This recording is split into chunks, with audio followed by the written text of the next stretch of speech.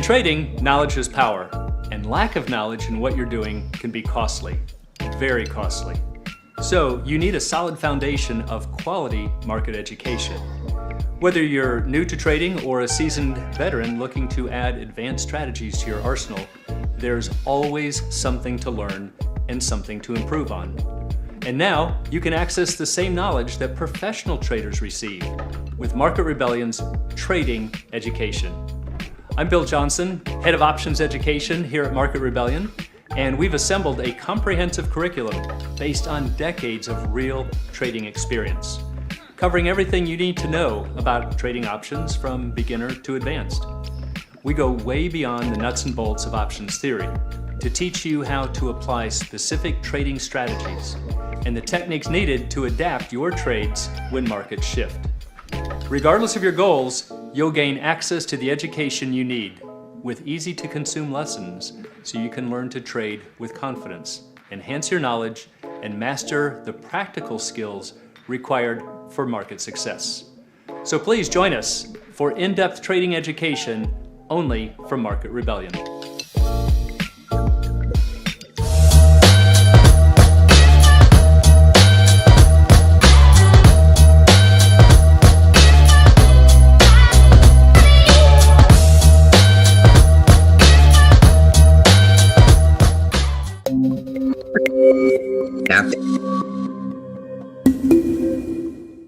Hey, good afternoon. Welcome back to all of our Market Rebels and YouTubers.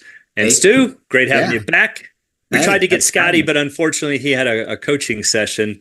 Yeah. But we're winding down the year here. We've got, I think, one more after this before we'll be into the new year. I think the market's going strong.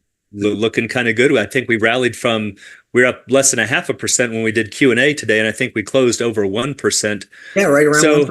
Yep. Yeah, so kind of a nice little rally going in, late afternoon rally. Yeah, I think they call this a Santa Claus rally. This might be the start of it. Exactly. Well, what we wanted to do today for all of you out there, it's a little bit of a follow-on to what we did last week, and you might be wondering, why are these guys just harping so much on intrinsic and extrinsic value? And the reason we do it is that we've been coaching a long time and teaching a long time, and we find out that people just don't get it. They get it when we show some of the analogies, which we're going to do some more, but then you show the parallels to options, and it goes right over their head, and they're right back into saying it's an expensive option. So we're going to do that today. We talked in a different reason last week, but it was kind of associated because it's this idea of intrinsic and extrinsic values. So let's start off, Stu, with our Chalk Talk question, which, remember, is a little thought-provoking question here, which we will answer at the end. So let's say that you're out gift shopping for the holidays. You find this $200 gift card, and they're going to charge you a $5 fee. So you got to pay at the register, you got to pay $205. Yeah. Now, the question is, how much are you paying for the card? Okay, so think about that. And if you think this is super easy, we're going to show you how easy it is to completely get lost once we start identifying this with options. And here's something to kind of keep in mind as we're going through this today, everyone. Try and lose the this relative concept of this is cheap, this is expensive. Forget about all that stuff. Just look, just don't even think about, hey, is this expensive? Just think about what we're going to talk about and just think about the dollars that the numbers are representing. Right. So with that, we're going to pull up our little plug here up front because we got some, it's a little difficult places to break in this presentation. So we're going to do this up front for everyone. If you are brand new to options, first of all, welcome. Please join us at marketrebellion.com/get started. There is a lot of free. That means no email sign up, no nothing, no cost, absolutely free tutorials, videos, all kinds of things to help you get on the right foot for understanding investing and options. So today's topic, Stu, I thought we'd talk about, hey, let's go right for the throat here. Intrinsic and extrinsic values connections. It's the things that people just always seem to miss. And what we're going to do is, I know we've talked about a lot of different analogies. We talk about, I usually use a pizza coupon, but another one that is used a lot is a layaway plan. Mm-hmm. And that's what I want to start out with here. All right, because most people are at least familiar with the concept of a layaway plan. If you're not, it's not real hard to figure out. But then once we go through and show you these connections, we're going to do exactly the same thing with options, and you'll see how easy it is to get lost. So let's do that. So Stu, we're going to send you on a shopping spree here. Let's say that you're going to go out shopping. You spend $1,000 on gifts. Bill, can I spend your money or do I have to spend my money? You cannot spend my money. Can I spend Roscoe's? You can spend Roscoe's money. I couldn't care about that. he doesn't have any to spend. He spends it all on treats. So anyway, here you go. You've got $1,000. Yeah. And you're going to put this on a layaway plan. Now, a layaway plan usually is like maybe 30 days or so, 60 days, where the store holds it. You put down a down payment, and then you come back in, let's say, 30 days and pay the balance and pick it up. Now, some people will do this because they don't have the money, but they want to lock up the goods, make sure they don't get, sold off the shelves or that prices don't rise. They want to get all of that purchased. That's one reason. But a second reason, people might say, hey, I've got the money to buy it, but I need to hide it. Because otherwise, what happens? The kids go digging through the closets and try to find everything. So they want somebody else to store it. That would never happen. Well, this kid's of course, no, we never did that as kids. So this is one of the reasons that people will use layaway plans. So Stu, we're going to put you into this category that you want to hide it from the kids here. And the store says, okay, you have to put 20% down. Mm-hmm.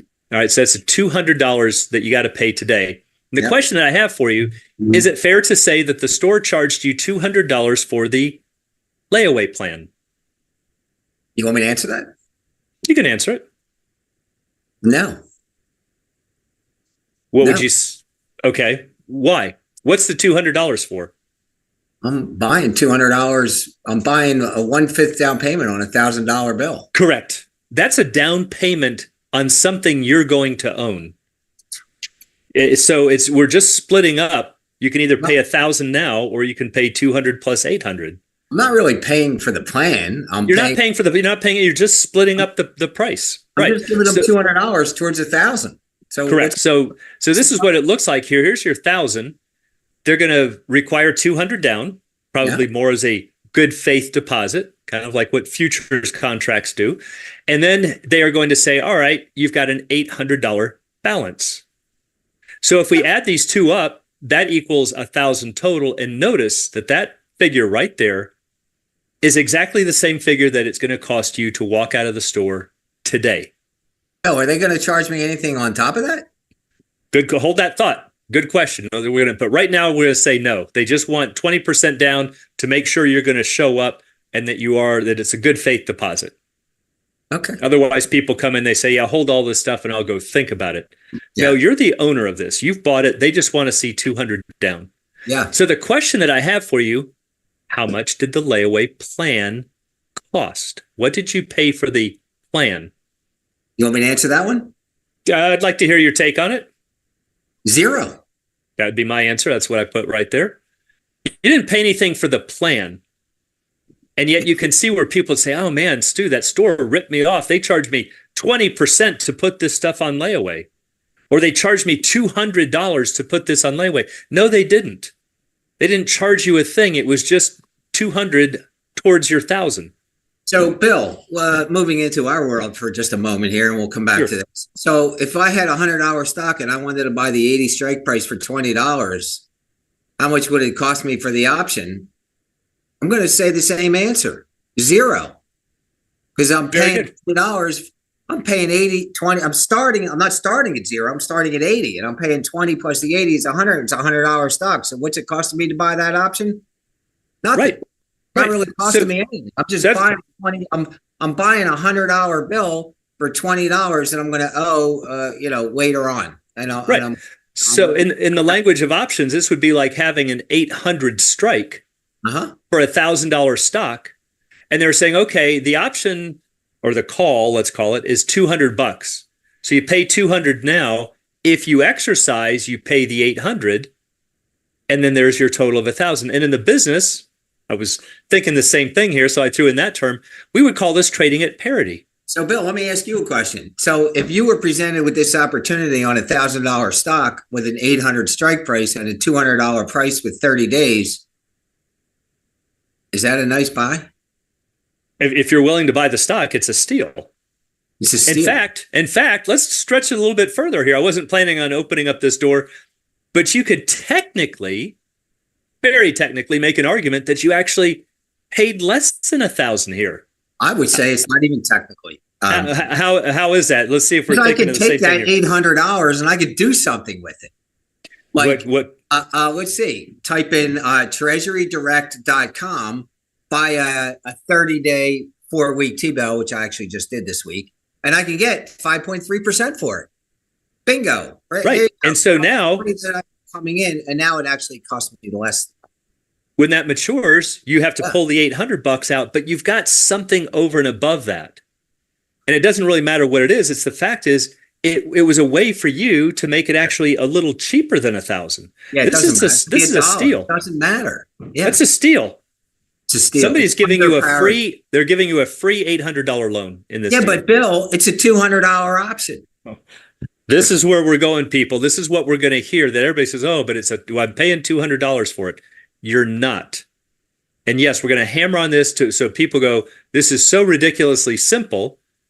And then as soon as we put it into the language of options, you're going to say, "Ooh, that's an expensive option." Yeah. So, right, let me interject here just for a moment. Mm-hmm. We're kind of falling behind here, but this is important. So as a coach, I see this all the time. And what gets lost in translation is this whole what I alluded to before, this option's expensive because people have this notion that options should be $1, $2, $2, right? $4. Oh, $8 is like a super, $800 is a super expensive option. It has nothing to do with that. If I pay $200 for an 800 strike with 30 days to go at 5.25% interest, that option is not only inexpensive, it's actually underwater. It is. Right. They're actually paying. They're actually paying you right to buy it. That's how cheap it is. Yeah. So that's now again. We want to make sure that everybody understands this example, and we try to make it super simple so that we can see that there is a down payment portion. There's a portion you're going to pay in the future, and that just totals up the total of the goods that you're buying. If you decide to take delivery. That's a whole separate thing, correct? With the options, we have the right to walk away. Premiums and, the right to walk away and all that stuff. So I guess that's coming. I'm not really sure, but go ahead. Sorry. Yep. So let's take a look at, remember, make a quick little plug here, marketrebellion.com/get started. I can't emphasize enough how important it is to find the right training materials and coaches. There's a lot of great information out there, but there's also a lot of really bad stuff, as you can imagine. A lot more bad stuff than there is far more bad stuff, and we can at least help to get you on the right foot. So check us out there, completely free. All right, so Stu, now we're going to change the setup a little bit. Okay. Let's say maybe you go into it. We'll make it a different store. You go into a different store. You pay same scenario. You got $1,000 of stuff in your cart. And you say, you know what, that last store, let me do a layaway plan. Do you guys do that? And they say, yep. We're going to charge you 20% down, but we're also going to charge you a $10 fee. Maybe for an administration cost or the fact that they have to store it, right? Otherwise, you'd have to go buy a locker somewhere. It's got some value. So they charge a flat fee of $10. Mm-hmm. Now let's take a look. Now here's your $1,000 of goods. You put $200 down. You owe a $10 fee. Mm-hmm. And then when you go to pick it up, you owe the $800 balance. So when you go to pick it up, now it's going to cost you $1,010. Whereas if you walked out of the store today, it would cost you $1,000. So what's the 10? Is this like the sailor joke? What's the $10? How much did the layaway plan cost now? $10. $10. And that's coming from this fee. The point to note, it did not cost you $200. It did not cost you $210. Even though in the previous slide you said, "Oh man, they charged me $210 at the register there at the layaway plan. That's so expensive." No, it's not. It's $10. $10, and that's your extrinsic value, everyone. That exactly right. That's what we're going to see is the extrinsic value. Now, from a bigger picture, philosophically, could you make an argument that $10 is too much? You're certainly free to do that. But the point that we want to make is you need to know, are you arguing over $10 or over $210? Yeah. And Bill, that's really interesting because, everyone, when you go to buy a Visa gift card, a $100 Visa gift card, and they charge you $105. Well, that doesn't happen to Stu anymore because Stu refuses to pay the $5. So I think it's too much. That's my. I can't argue with that. Right? You could say, "Hey, that's okay for me," but for me, I say, "No, I'm out. I'm not going to do it. I'll just pony up the dollar bills, and that'll be the end of that story." But notice he's not saying that the $105 is way too expensive. Just that's the whole point. We have to break down, what are we arguing about that's too expensive? And it's in like the world ATM fee, Bill. How about that? The ATM fee. You go to take out $100 and they charge you $3. Guess what? Stu's out. I'm not doing it. Right. So the thing is that we're trying to show is that this is where people make grave mistakes with options, especially with stock replacement, which is a fabulous strategy, one that we use a lot and teach a lot.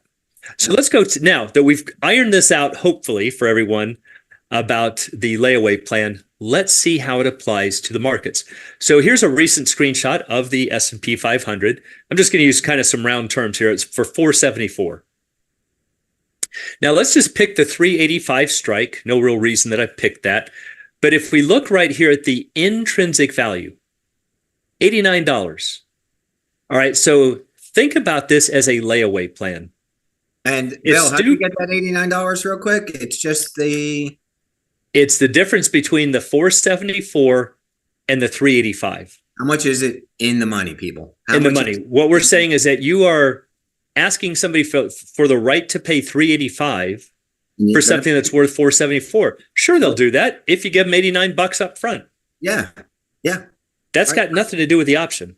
The market's not going to write you a check for $89. You got to pay for that right. And that right is the difference between the strike and the stock price. Right. But now it's an extra.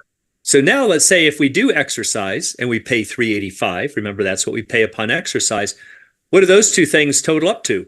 Well, they total up to 474, which just so happens to be exactly the price of the underlying. And that makes that $89 a parity option. This right here is exactly like the layaway plan. Here's Stu paying $89 down. He's paying $385 when he picks it up, and he's paying exactly the same price as if he had checked out today. Yeah. Both of them cost you $474. And yet, when we tell people this, they'll look at this and they'll say, oh, there's no way in the world I would ever pay $89 for an option. Yeah, it's too much money. It's expensive. Way too much money. It's not. That's the intrinsic value. It's cash. It's cash. It has nothing at all to do with the option any more than the $200 did in our layaway plan. And you can see why people freak out because they say, but it's an option. So now there's the perfect analogy to a layaway plan. But in the real world, it doesn't work that way. See, if we want to buy the 385 strike for whatever reason, it's not going to cost us 89. It's going to cost us 109. Now, this is the mark, which is the halfway point between the bid and the ask. So let's say that Stu now has to pay 109.81. And when he comes to pick the stuff up or exercises, he's going to pay 385. What's his total cost now? Almost 495. And if we compare it to the current price, he's roughly about $20 off. Yeah. So that would be termed. This is like the layaway fee. This is the where's that extra $20? Why is he overpaying by $20? We call that premium over parity. Back on the floor, back in the day, we used to call that POP, premium over parity. How much over are you paying for the option? That was the option. And there it is. Not the $89. How much over was always the question. How much over are we paying or selling the option for? Right. Just like in that previous slide with the layaway plan at 210, we said, well, it came up to 1,010 in one case versus 1,000. Well, there's a $10 difference. That's $10 over parity, but the $200 had nothing to do with the argument. And yet that's what people do. They go, oh, this is so expensive. It's $109. Well, not really. It's $90 plus a $21 fee. Now, if we want to, like we said, dig a little deeper here, Stu, we could also make an argument about cost of carry here. What do you suppose the cost of carry is on this for? Now, keep in mind, this is 366 days. So let's call it 1 year out. Here, I think I figured. Let me do this. 365 minus 365 times. What's the strike? 385. 385. Oh, yeah, this is funny. It's about $20. It's about $20. It's Now right we could around also $20. we could also look at the mark over here on the put, and we could say that the real option is what you're paying for the put, Yeah. because a lot of this is cost of carry, which we really shouldn't count as a cost of the option anyway, because technically that's what we're earning by not paying the 385 today. Now, look, this is a little noisy because there's a dividend involved as well. And Yeah. there's a year float on this kind of an interest rate, which I'm sure has a skew to it. But Bill's right. This it's around a $6.50 premium. There's a $19. There's about a roughly $20 cost of carry that comes off the $21, and you push back into the dividends, and you allow some for some float money. It comes out to parity. It comes out to even. It's so close to even. Yeah, and that's what this. That's the over. It is that you're paying. And, as we always say, you got to pay for benefits in this world. Well, what's the benefit? What is the benefit here, Bill? Yeah. What are you getting for your $6? You get to walk away. Yeah. So let's see. I don't like it. I want to buy the Spider and doesn't really work out. And, 6 months later, it's $300. Down 30%. It's, a year later, it's $350 because the market took a tumble that nobody was thinking about or wanted to think about. Right. And now my option is actually zero. Yep. Well,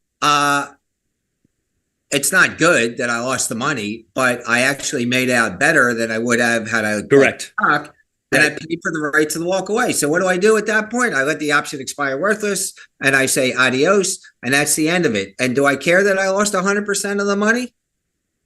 No, because the alternative was worse.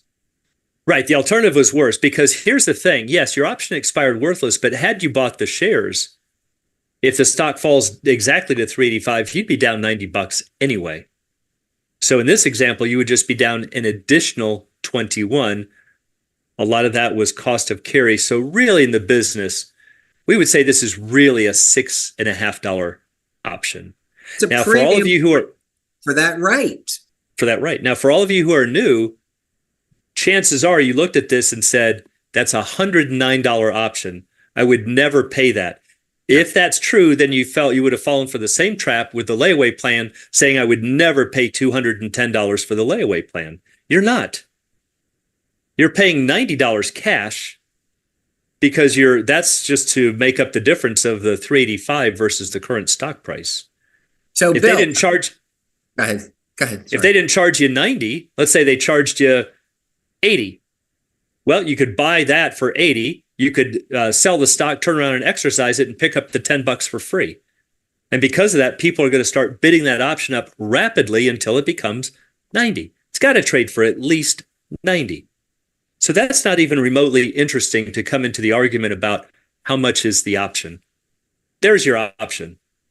And yet we would be willing to guess that most of you, although I think a lot of people in our Q&A would have gotten this, most of you would guess that you would look at this and say it's a $109 option, and that is just a gross misperception. I like to think that they would, and I'm pretty sure that they would. But yeah, now, it's like if we look at this, if I said to you, Bill, you can buy that $200 layaway. I'm not going to charge you a premium. Give me 10% down, so give me $20. And 30 days, when you want to come pick up your merchandise that was $200, you're going to owe me 190 minus 20 is 170. Would you do it? Well, yeah. I mean, that's well. Sure. Look, Phil's not even thinking about it. Why? Because he's getting $10 for free. For free, Literally for free. Right. But so why wouldn't you buy that option if you wanted merchandise? The merchandise here being the stock, and you made the decision to buy the stock. Why wouldn't you pay $89 in cash? And that'd be way too good to be true. Way too good to be true. And in fact, the material difference between the extrinsic value and the cost of carry is basically nothing here. So what are you giving up? You're giving up the potential dividends down the road. That's your And that's a good point. That's your right, man. You can do that. That's up to you. Do you want to pay the $5 fee on the Visa MasterCard or not? That's it. Yeah. Right. Now, here's another thing. Using these exact numbers into a Black-Scholes pricing model, I did not make these up. Let's look at what the time decay graph would look like. Now, we know most people understand that time decay graph that goes off this, deep end in the last, let's say, 30 days. They'll look at this and say, can you imagine what a $109 option is going to do? It's going to decay like, ice in the desert. It is going to absolutely just melt away. I would never, ever pay $109 for the option. How much of this is going to decay? Do we have to go to this? Or? We do. How much of this is going to decay? Well, there we go. So if we look at this now, again, this is not made up. It is from a pricing model using the exact numbers. We show that we had roughly $110. Where does it decay to, Stu? Oh, I guess it goes to 90. Goes to 90. How much did it decay?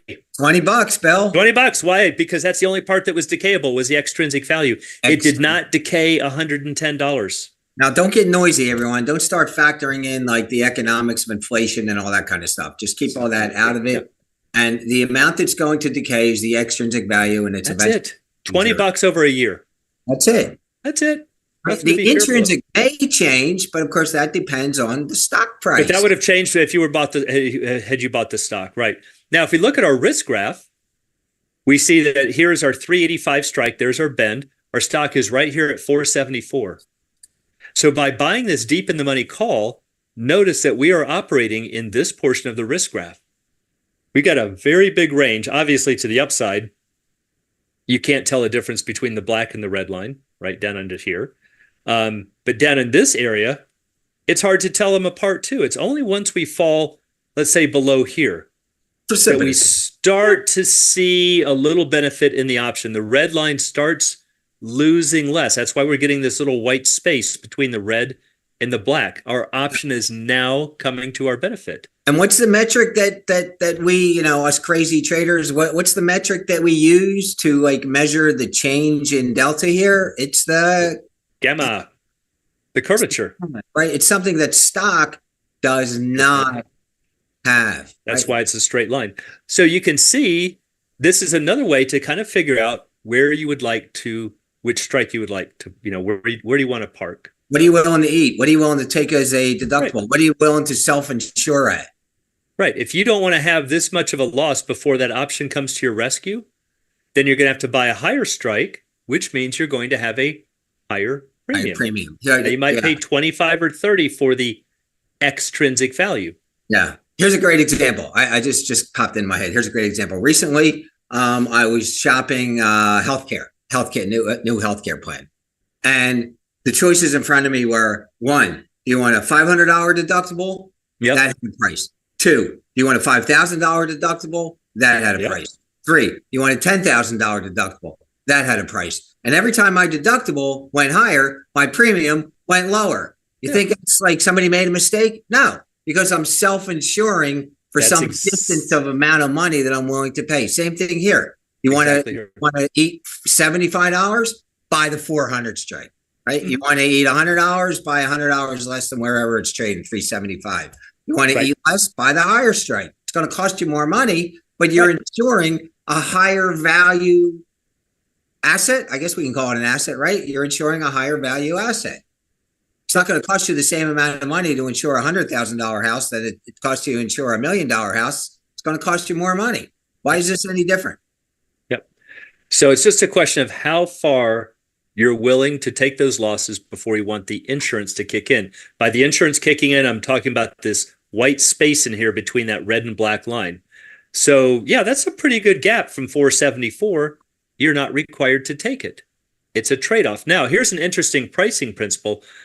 Let's say that our stock is trading for 100. And hypothetically, if you could create, or the exchange could create a zero strike call, they don't exist, but just hypothetically, and let's say it had unlimited days to expiration. There's no expiration date. So Stu, if your boss had asked you back in the trading days to create a zero strike call with no expiration date, how would you price that call? Or what do you suppose the market would price it at? $100. God, it would be exactly $100 to the penny. to the penny. So the point there is if this existed, sometimes new traders say, oh, this thing would be, Warren Buffett wouldn't be able to afford it. It would be so valuable. No, because you're allowing the insurance policy to go all the way to zero. You have no deductible.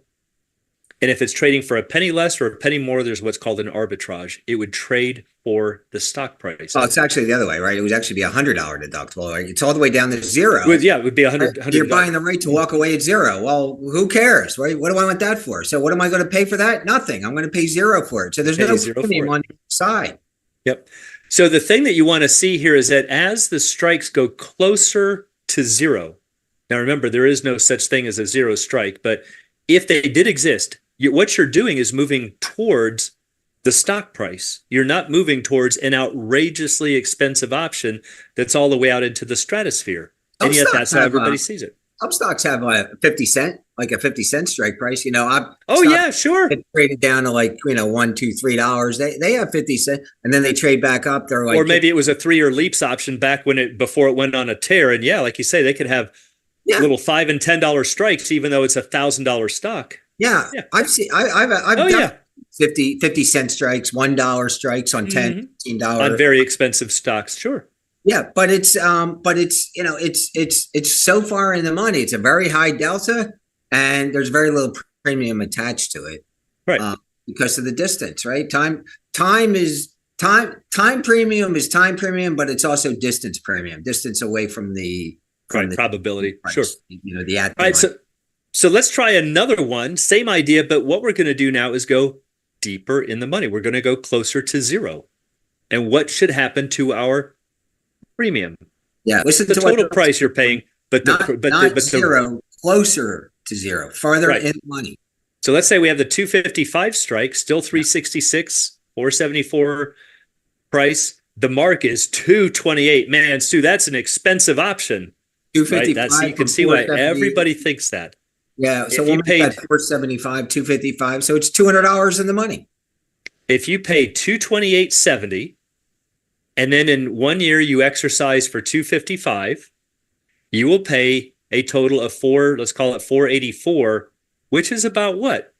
About $10 over the current price. Where's that $10 coming from? Right there. So why would I do that? That's your premium. Why would I pay I'm talking to myself. Like, why would I pay $10 now? Right. When you could just pay $474. I could pay $474. Why would I pay that extra $10 premium? What am I getting for that $10 premium? Well, one, I am getting the right to walk away at 255. It's not a probability, well, in the end, it kind of is a probability bet, but I'm not thinking that the stock's going to go all the way down there. Otherwise, I really wouldn't be buying it. But look, it could. But when you look at this is a $500 stock. When you look at the real premium, a buck and change. I mean, it's basically nothing. I'm going to offset my $9 with cost of carry, which is not really a cost to me. It's actually money that I'm paying, but money that I can make money on. So that's going to be, we figured out, $20. This one's a deeper strike, so it's not going to be as much money. Maybe it's $16 or $17. I can actually make money on that. Of course, I'm giving up some of the dividend. It all works out, right? You're still buying the right to walk away. You're taking on a higher deductible for yourself. You're paying less of a premium. It's no different than any of these other examples. Just happens to be an option, and you look at it and it's like, there's like this mystique about a $200 option. Right. It's not a $200 option. At best, it's about $1.50 option. Yeah. That's it. This is far more like stock than anything else. Is it perfect stock? No, but it's pretty close. I mean, the delta's at 98. Yeah, I'm going to call that pretty Gamma's at 0 to 3 decimal places. Theta's at 0. It's stock. And yet all of the new traders and some advanced ones would say, this is a really super expensive option. You're going to go off the time decay cliff. I would never spend that much on an option. They don't realize it's probably more like a $1.30 option, is it? And yet, if we pay this, we would pay $228. That's the mark, the total price, divided by the current ETF price. Now you're paying about 48%. Notice what happened. The first example, it was 25%. Now we've doubled it, but we've also made it behave a lot more like stock. So that's the trade-off. Was the could actually 385 right or wrong? Was it? I could actually make an argument that it's incrementally, it's not even that much more than the other one. It is. It's not. You're exactly. Which is why professional traders would lean towards that 85 delta. Correct. Yeah, and why put it? So the question there is like, why would I put in the added intrinsic value? What benefit am I getting for it? A few deltas? I don't care about them. Who cares? Yeah. It's now it's going to actually work against you. So we can see that now. Here's what that risk graph looks like. Here's our stock at 474. Now look at that range. See, now your option doesn't kick in until way down here. Is that right or wrong? I don't know. That's a question that you have to come up with as a trader. There are benefits for doing this. You're going to pay extremely, almost nothing for your option component. It is still cheaper stock, and it is almost perfect stock, but you're only going to get 2-to-1 leverage instead of 4-to-1. So those are better than nothing. It's better than nothing. I mean, at least you wouldn't have margin calls here, right? No margin calls. You get Reg T, you can get 2-to-1 with Reg T in the stock market, but you might get margin calls. Here you have no margin calls. No. This is cash. Yeah. To coin a phrase from a recent book that came on the market, it's not really an option not to buy this option if you want to buy the stock, right? It's just not even a consideration. Yet people do it all the time. People will sit there and say, I'm not going to touch it. It's way too expensive. Way too expensive. Or this. How about this? I get this all the time too. Yeah, but it has an expiration date to it. So what's going to happen a year down the road? Who cares? Yep, your cell phone contract has an expiration date. What do you do? You sell it for the intrinsic value and buy another one. And make your 1-year trade a 30-year trade. Correct. Expiration dates are more for other Greeks if you want to have different exposures to gamma or theta or vega. That's more the reasons for looking at the expiration dates, not because your outlook has to be right in 30 days and then it's all or nothing and done. It's not a football game that when the bell rings or the whistle blows that it's done. That's not true. You can always renew it. So hopefully that will give you some good things to think about. I think it's a good analogy to use the layaway plan because that's exactly what's happening. When you're going in the money, but especially deep in the money, you're giving them a pretty good chunk down. You have the right, which is a little different from a layaway plan. You got the right to exercise and pay that strike price. And one thing you can do as a new trader, take that total premium that you would have to pay for the option plus the strike and compare that to the current stock price. Bill, maybe we should change the definition in all the books from it's the right to purchase the stock to it's the right not to purchase the stock. It's the right. Actually, I like that. Yep. And so any difference between those two numbers is really what you're paying for the option, for the right to walk away. And that's where it's up to you. You can say, if you still feel that's too high, go to a lower strike call. Realize you're getting less leverage, which doesn't mean it's a bad thing. You're going to pay more. You've got more intrinsic value to potentially lose, but you're going to have higher deltas. So these are some of the things that we'd like to really get down in the trenches with when we coach, and to show people that it's not about buying the at the money for $1 because it's a good price, because it's less than 3, and if the stock goes up, I'll make money. That's how everybody approaches the options market. It does not work that way.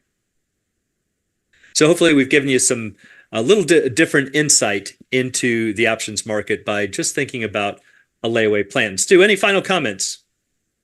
Yeah. Know the product. Yeah. We always comment about know your risk from that great quote from Levick, our colleague, Steve Levick. Know the product. Or know the product too. Know the product. We did a great thing. Was that here? No, I think that was in Q&A. You and I did the OEX thing, Bill. Know the product. What are you buying, right? If you understand that you're going to pay, $100 stock, but you're going to pay $21 for the 80 strike, understand that you're paying $20. You're starting at 80. You're starting at 80, and correct. you're just buying cash with cash. There's no discount. There's no premium. It's the overage that you need to worry about. Right. That's the thing that people don't get. So again, we hope that gives you some insights. It's always about learning one little new thing each day, and hopefully that will give you some different insights from what you're probably getting elsewhere on the web. And we hope that helps you to see call options in a different light. Think of them as a layaway plan, and it'll help you to think clearly.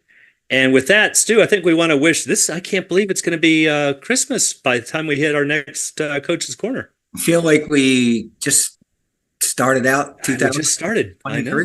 Oh. So we want to wish everybody a super fabulous Christmas and holidays, and we will see you next Thursday for Coach's Corner. We'll see you then. Thanks so much. All right. Take care. Bye. Thanks.